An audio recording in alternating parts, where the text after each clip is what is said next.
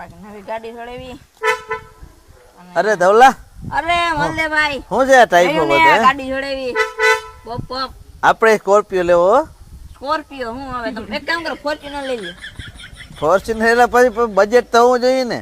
અરે એવું હે કા, તમારું પણ બજેટ બહુ નીચે. એક કામ કરો, તમે 399 ટિકિટ લઈ લ્યો.